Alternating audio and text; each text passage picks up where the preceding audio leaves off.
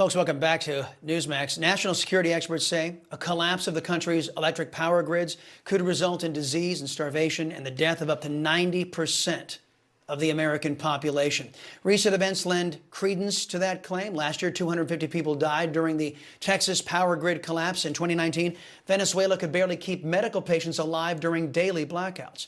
Joining me now is former HUD Secretary and China Virus Task Force member, renowned neurosurgeon, and author of Created Equal, Dr. Benjamin Carson. Dr. Carson, it's wonderful to have you as always, sir.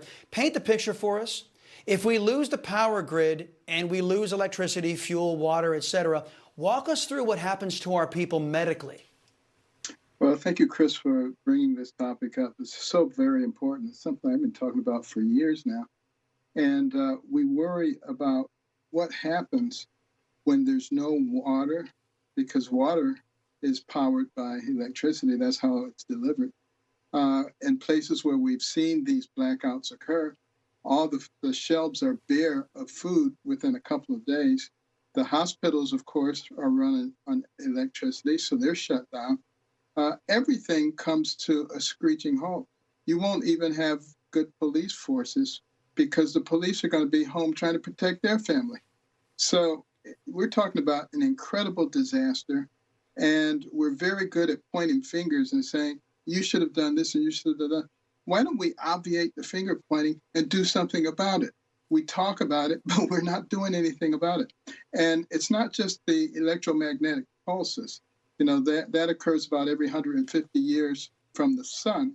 We had the last one in 2012, so hopefully we don't have to worry about that right away. But a nuclear explosion in the exoatmosphere could cause EMP to knock on all our electric grids. But here's another thing that maybe they're not considering. We're letting all these people in through our southern border.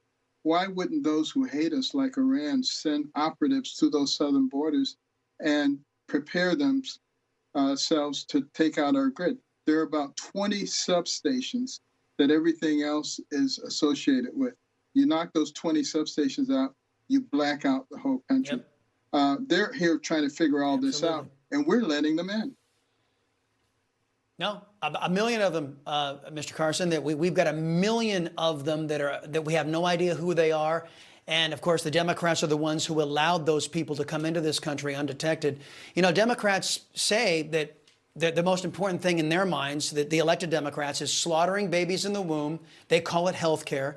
They say allowing children to make the call on gender transition is health care, and that's their focus in the 2022 election. The fact that they couldn't care less about preventing a tragedy, yeah, it is, but the fact they couldn't care less about preventing a tragedy that could wipe out 90% of our population shouldn't, if this isn't number one on elected officials' list, I mean, shouldn't that disqualify, I don't care which political party you're part of, shouldn't that disqualify you from holding office? Well, it should. And I've been wondering for years, why are people not excited about this? Why are they not doing something about it? Why are we not hardening our grid? Why are not we creating the alternatives so that we don't face the situation? It's inevitable. It's going to occur if we don't fix it. You don't have to guess about this. Of course, our enemies are going to do that. And we should be smart enough to deal with it, but we're not for some strange reason.